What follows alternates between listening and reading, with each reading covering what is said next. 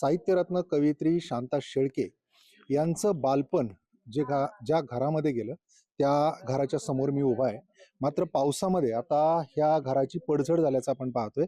खरं तर कवयित्री शांता शेळके यांना अनेक साहित्यामधले पुरस्कार मिळालेले आहेत.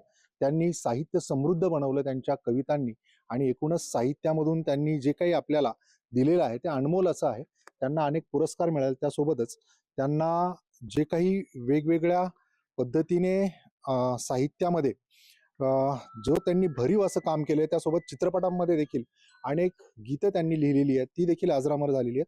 अशा पद्धतीने जे शांता शेळके यांचं खरं तर बालपण जे आहे ते या मंचरच्या इथल्याच वाड्यात गेलं. त्यांचा शेळकेंचा जो वाडा होता आणि एकूणच हे त्यांचं जे घर आहे ते आता थोडंसं पडझड झालेलं आहे आणि आत्ताचा जो पाऊस चालू आहे त्याच्यामध्ये एकूणच ही परिस्थिती आपल्याला पाहायला मिळते.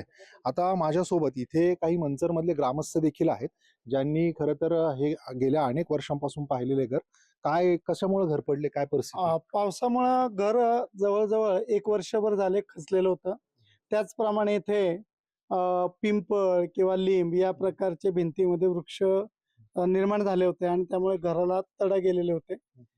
वारंवार सूचना दिलेली असताना देखील त्याच्याकडे दुर्लक्ष होत चाललेलं होतं. अच्छा, आता कोणीच इथे त्यांचं राहायला नाही आता सध्या कोणीच त्यांचं इथं राहिलं नाहीये.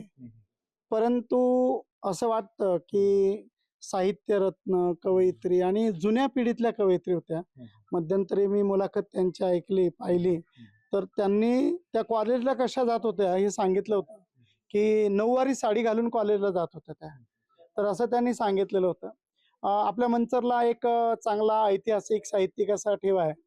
तर ज्या यंत्रणा आहेत त्या यंत्रणांना माझं सांगणं आहे की असे जे साहित्यिक आहेत किंवा सामाजिक कार्यकर्ते आहेत की जे काळाच्या ओघात मंचरमधून निघून गेलेले आहेत किंवा स्वर्गलोकी गेलेले आहेत, तर अशांचं किमान त्यांच्या वास्तव्याच्या ठिकाणी एखादा फोटो किंवा एखादा नीट फलक किमान एवढं तरी व्हावं की ही लोक आपल्याकडे राहत होती. नवीन पिढीला ते समजेल, निश्चितच ते समजेल. कवयित्री शांता शेळके यांचं जे योगदान आहे साहित्यामधलं ते खूप मोठं असं आहे आणि त्याच्यामुळेच कुठेतरी त्यांच्या या वाड्याचं जतन व्हावं अशी इथल्या मंचरमधल्या ग्रामस्थांची मागणी आहे. काय सांगाल, आता जी परिस्थिती पाहतोय आपण, खरं तर याच्या बाबतीत दुरुस्ती व्हायला हवी, मात्र आता पावसामध्ये पडझड झाली. आता तर आपण पाहत आहेत की ह्या जागेत कवयित्री शांताबाई शेळके यांचं जन्मस्थान आहे आणि जुनं त्यांचं राहतं घर आहे. आता त्याची पावसामुळे पडझड झालेली आहे. ग्रामपंचायत त्यानंतर काही स्थानिक लोक त्यांच्या जे कुटुंब आहे त्यांच्याशी संपर्क साधतात आहे, परंतु त्यांच्याशी काही संपर्क होत नाहीये.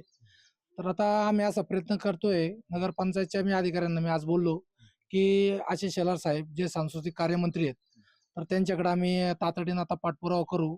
जी काय आता पडझड झाली आहे तर ती आता त्यांनी काढून घ्यावी आणि जे पडणार आहे ते सुद्धा लोकांना त्रास होईल ना असं ते काढून घ्यावं. तातडीनं आम्ही सांस्कृतिक मंत्र्यांकडे प्रस्ताव देतोय की त्यांचं स्मारक व्हावं इथं. पूर्वीपासून मंचरकरांची इच्छा आहे की त्यांचं स्मारक व्हावं इथं कवयित्रींचं. त्याच्यामुळेच कुठेतरी मंचरला एक मोठी ओळख देखील. हो, नक्कीच. म्हणजे मंचरची ओळखच ते आहेत. फार मोठ्या लेखिका आहे आणि त्यांचं स्मारक मंचरकरांचा अभिमान आहे. त्यामुळे आम्ही तातडीनं ते हे पाठपुरावा करूया. निश्चित. तर अशा पद्धतीने आपण पाहिलं की कवयित्री शांता शेळके यांचं खरं तर हे निवासस्थान होतं. म्हणजे खरं तर त्यांचा जन्म इंदापूरमध्ये झाला, मात्र बालपण जे आहे ते इथे मंचरमध्ये गेलं आणि अनेकदा त्यांनी त्यांच्या मुलाखतीमधून मंचरमध्ये त्यांना कसा एकूण अनुभव आला ग्रामीण संस्कृतीचा, त्यासोबतच इथलं जे काही निसर्ग समृद्ध वातावरण होतं त्यामुळे मला कुठेतरी एक स्फूर्ती मिळाली, त्यामधून मी कविता लिहिल्या किंवा माझ्या हातून साहित्य रचलं गेलं, असं ते काय उल्लेख करायचे. त्यांचं हे निवासस्थान, त्याच्यामुळे इथे आता सरकारने लक्ष देऊन या बाबतीत काही ना काहीतरी एखादं स्मारक किंवा इथे त्यांची आठवण म्हणून एखादी अशी गोष्ट उभी राहावी की त्यातून प्रेरणा घेऊन मंचरमधून हा जो वारसा आहे साहित्याचा तो वाढला जावा. अविनाश पवार, NDTV मराठी, मंचर, पुणे.